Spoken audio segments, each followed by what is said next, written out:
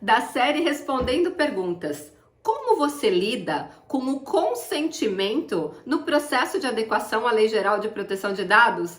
Oi, eu sou Silvia Brunelli e neste canal eu ajudo profissionais a se sentirem seguros para adequar qualquer empresa de qualquer porte à Lei Geral de Proteção de Dados. E se você quer aprender mais sobre a Lei Geral de Proteção de Dados todos os dias, se inscreve aqui no canal e para não perder nenhum conteúdo diário às 11h15 da manhã, ativa o sininho das notificações. Como eu lido com o consentimento no dia a dia do processo de adequação? Deixa eu te falar, eu não uso consentimento. E os profissionais que acham que processo de adequação à Lei Geral de Proteção de Dados é coleta de consentimento, desculpa, eu tenho que te falar uma coisa. Você não entende nada de Lei Geral de Proteção de Dados.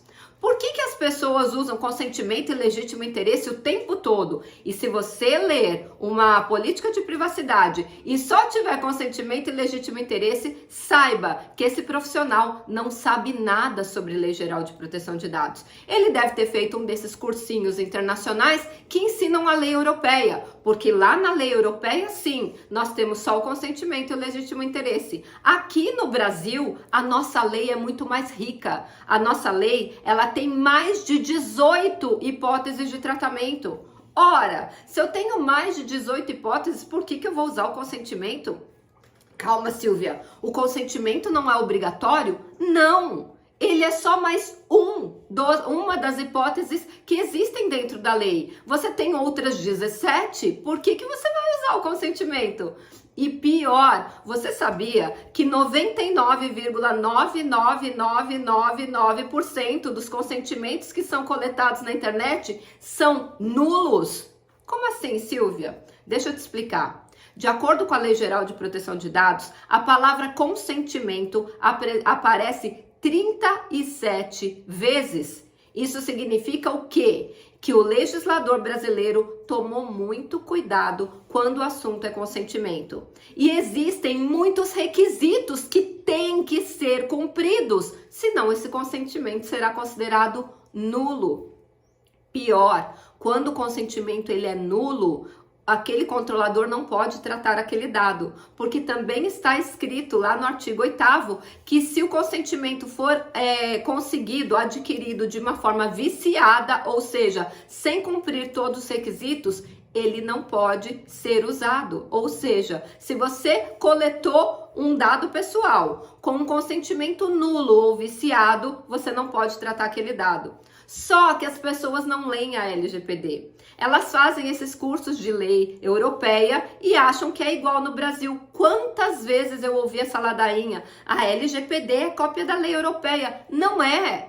São leis absurdamente diferentes, elas não têm nada a ver uma coisa com a outra. No aspecto de hipóteses de tratamento, que lá são chamados de bases legais, o termo base legal no Brasil não existe, aqui é hipótese de tratamento, lá só tem duas, aqui temos 18. Lá o principal é usar o consentimento e o legítimo interesse, aqui não. Então para que você vai usar um negócio? E outra, de acordo com a Lei Geral de Proteção de Dados, quando você usa o consentimento, você dá muito mais poder ao titular.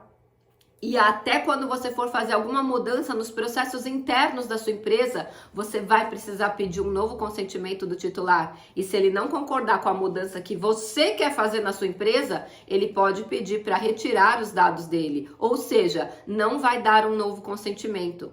Então imagina uma cena que você tem uma empresa cheia de dados pessoais dos seus clientes, a sua carteira de clientes, e você é super orgulhosa dela. Só que você contratou um profissional que não entende nada de Lei Geral de Proteção de Dados para fazer o processo de adequação na sua empresa. E aí, esse profissional que não entende nada de Lei Geral de Proteção de Dados coloca o consentimento. E você tá achando que tá arrasando, não é? Então, e aí esses titulares, eles conhecem a Lei Geral de Proteção de Dados e daqui para frente mais e mais pessoas vão conhecer e eles vão e revogam. E do dia para a noite, você não tem mais carteira de cliente nenhuma. Como que você vai se sentir, empresário? E você, consultor de LGPD, como é que você vai explicar que você errou na hora de escolher a hipótese de tratamento e você prejudicou toda a parte comercial daquela empresa? Pois é, contrate profissionais que saibam sobre Lei Geral de Proteção de Dados. Quando você for selecionar uma empresa para poder fazer o processo de adequação da sua, uma consultoria para fazer o processo de adequação da sua empresa, preste atenção em algumas coisas.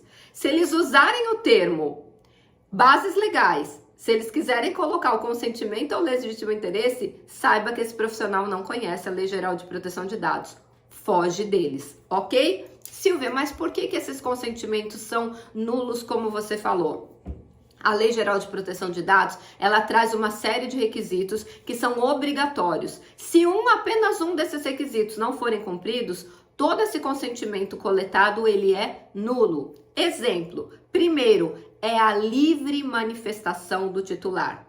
Se o titular for obrigado a dar o consentimento, por exemplo, para comprar um produto, comprar um serviço, acessar um site, esse consentimento ele é viciado. Porque deve ser a livre manifestação. Se eu estou obrigando esse titular a dar o consentimento, ele não é livre. Portanto, este consentimento já é viciado. E aí tem a indústria dos banners. É banner de consentimento em tudo quanto é site que você entra. Todos esses banners são nulos. Por quê? Porque eles forçam você a dar o consentimento. Ah, Silvia, mas tem alguns que diz que você pode não aceitar. Ok, e aí, eles vão tratar os seus dados dali para frente? Outra coisa, não adianta você dar o consentimento do lado de fora do site, antes de você fazer o login e colocar a sua senha. Porque do lado de fora, eles não sabem quem deu o consentimento. E também, de acordo com o artigo 8º da Lei Geral de Proteção de Dados, o ônus da prova de que o consentimento foi coletado, cumprindo todos os requisitos da Lei Geral de Proteção de Dados, é da empresa, é do controlador. Eu conversei com o Dr. José Milagres, que é um dos maiores peritos de cibersegurança do Brasil, especialista também em Lei Geral de Proteção de Dados, e eu falei para ele, Zé, se você aperta um consentimento antes de fazer login e senha, essa empresa consegue provar quem é que deu esse consentimento? Resposta do especialista perito. Não, Silvia, não consegue. Então não caia nessa indústria da falácia do banner de consentimento. Eles não conseguem cumprir a Lei Geral de Proteção de Dados, portanto, você está gastando dinheiro à toa e não está cumprindo a Lei Geral de Proteção de Dados. E pior, você está tratando dados que você não poderia tratar. Então, primeira coisa, se a manifestação não for livre, ela é nula. Segunda coisa, se a manifestação tiver alguma dúvida. Gente, do que eu estou dando consentimento? Por quê? Porque tudo que for genérico na LGPD é nulo também.